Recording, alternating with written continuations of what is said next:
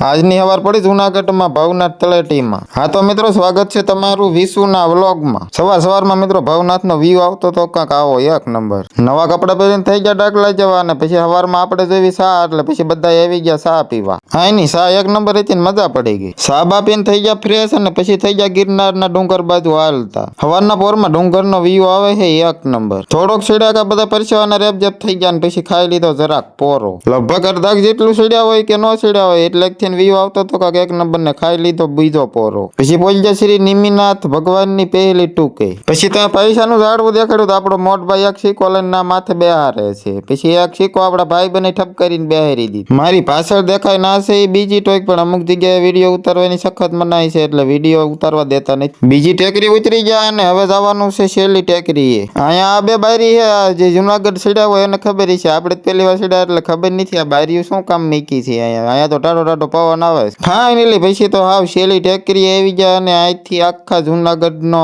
ડુંગરનો ફરતો વ્યૂ આવતો તો કાંક એક નંબર, કઈ ઘટે નહીં એવો। અને અહીંયા અંદર વિડીયોની મનાઈ હતી એટલે ઉતાર્યો નહીં। ફાઇનલી પછી કહી દીધું ઉતરવાનું ચાલુ। મિત્રો તમે આ ડબ્બામાં બેઠા હો તો કોમેન્ટ કરજો જરાક અને આમાં બેહાય કે ન બેહાય। રિટર્નમાં પછી એક પોરો ખાઈ નાખ્યો જરાક। પછી તો અહીંયા રામના ભગત મળી ગયા અને જરાક માર ભાઈએ કહી નાખી પછી થોડીક અમથી સેવા। પછી તો આખો ડુંગર ચડે ને પછી તો ઉતરી ગયા ફાઇનલી હેઠા। અહીંથી ગાડી ફેટાવી છે, હવે જવાનું કાગવડ બાજુ અને વિડીયો સારો લાગ્યો હોય ફોલો કરી વાળજો ને કાગવડનો વ્લોગ કાલે આવી જાય છે।